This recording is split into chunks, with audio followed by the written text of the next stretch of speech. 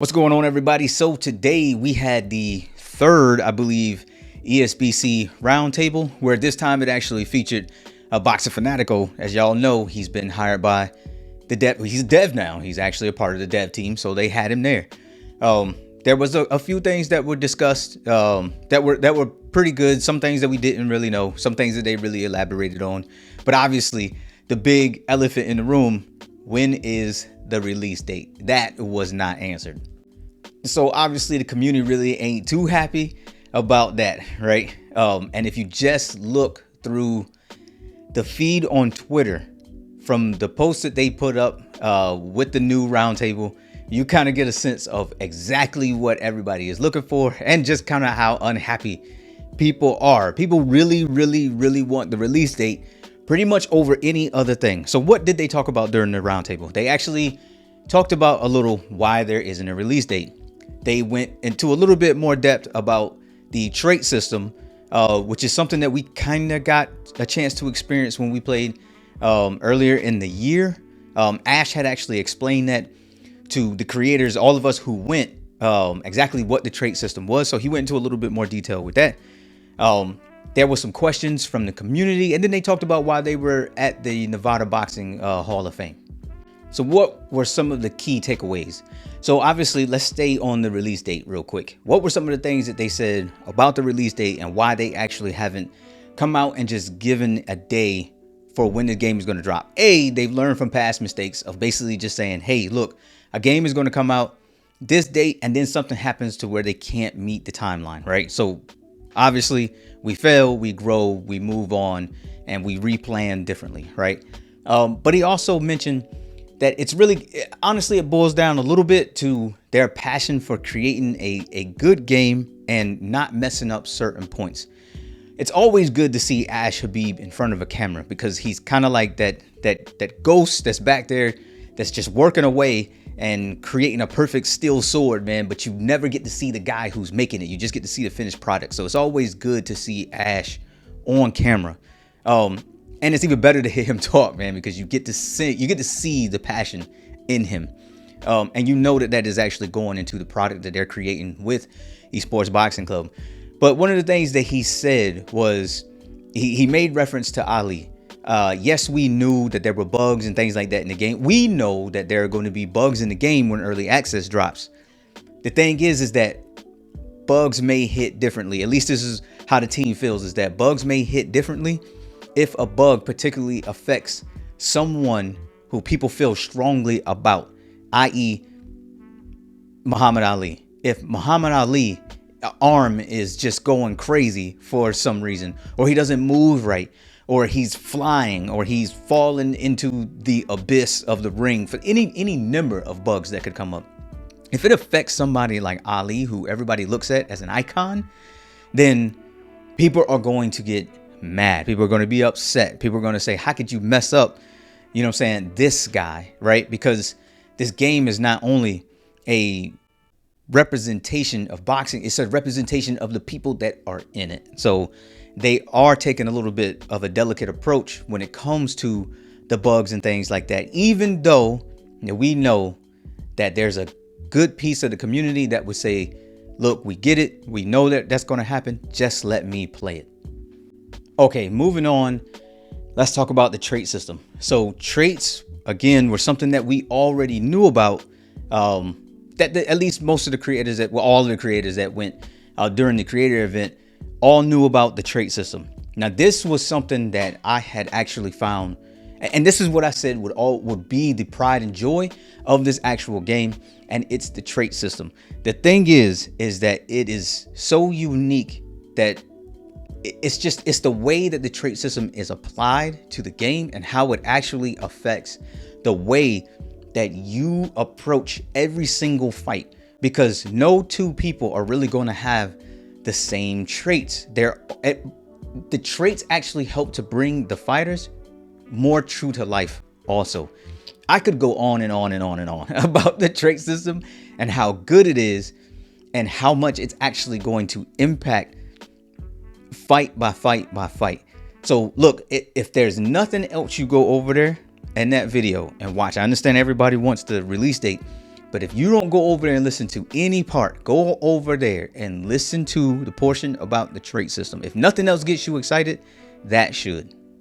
They also spoke about why they were at the Nevada Boxing Hall of Fame. So we all knew that it was really kind of a good opportunity to get over there and be around the fighters who are actually going to be in the game. A lot of these guys got an opportunity to actually play the game. But they did talk about women fighters. We'll get to that. But the Nevada Boxing Hall of Fame, they got a chance to, I mean, some of these guys who are going to be in the game, some legends, some new. They also got a chance to kind of network and talk to people who were not in the game yet. Which, I mean, this was great because, I mean, that's signing opportunities right there to try to get some of these folks in the game, which is always going to be good for us. I mean, the more the better. Obviously, playing the game is what everybody wants, but there's still development that has to happen. And that portion of signing fighters really kind of never stops until you get everybody, you know. I think that's their ultimate goal, is to really get as many people in the sport so they can really represent the sport as much as possible. So going to the Nevada Boxing Hall of Fame was a good opportunity to get the game on display, but to also get it in the hands of individuals who are in the game, and to get people to see it who maybe not even be into gaming, you know, and maybe didn't know about it still, but gives them the opportunity to say, hey, yeah, I would like to be a part of this. I would like to cement myself in basically in history inside of your game.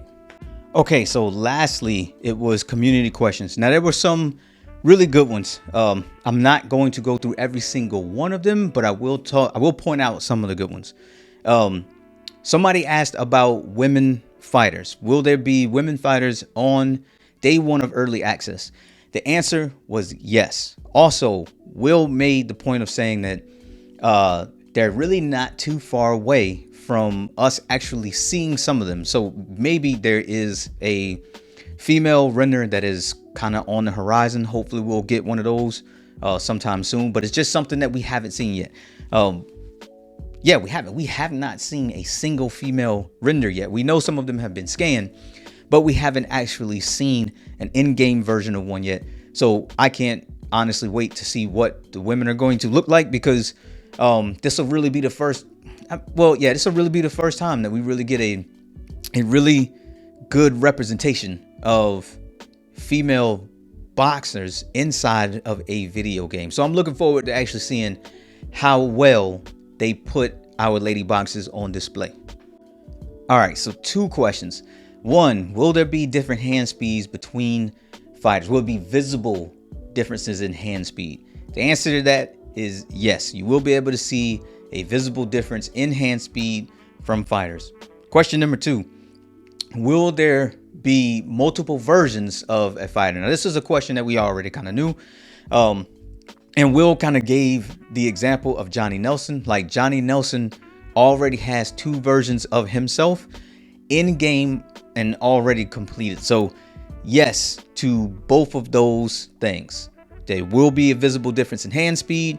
Also, you will be able to see 2 different versions in different weight classes of some fighters if they fought cross weight classes. All right, another question. Will they have combined weight classes? Now, we know that there are some weight classes on the roster right now that are pretty thin. So there has been speculation that they would actually combine some of these weight classes. That way you would actually have enough fighters to pick. The answer to that is no. They will not be combining weight classes. They want to keep it pretty true to the individual and their weight class. Now, what could that mean as far as an impact for early access? Could mean that some weight classes get nulled out, or it could be that they allow the weight class and you just really don't have that many individuals to pick from. So that's kind of like to be seen, and how that's going to turn out when early access finally drops. Another good question though, and this was probably one of the best ones, was, are they planning to do any form of open beta tests prior to early access? And the answer to that is yes. They are planning to do an open beta or some of the sort. It's in the plans that they want to do an open beta prior to early access, which I think is pretty dope.